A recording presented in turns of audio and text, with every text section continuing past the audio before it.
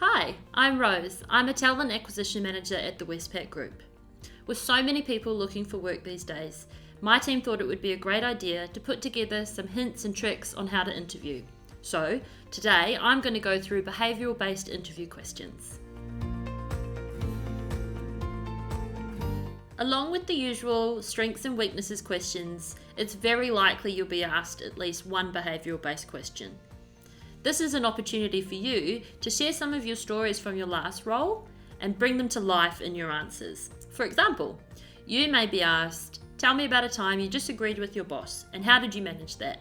Or it might be something like, give me an example of a time you overcame an obstacle and what was your thought process?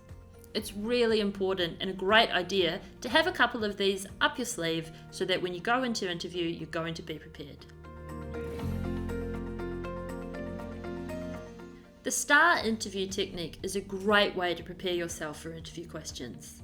It stands for situation, task, action, result. I'm going to take you through an example and break it down step by step what this would mean in real life. For example, at the Westpac Group, we pride ourselves on the service promise.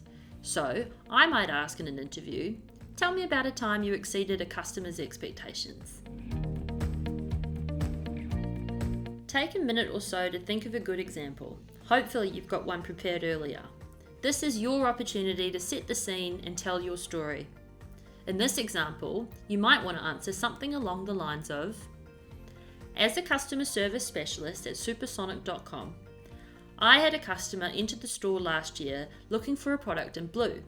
We only had it in green, but she really needed the product in blue for a gift that day. Now explain the task. What needed to be done and what were the expectations? Typically at supersonic.com, we check our online stock levels and see what's in the warehouse and have it dispatched to the store in a couple of days. That wasn't going to be enough this time. The customer desperately needed the product today so she could give it as a gift.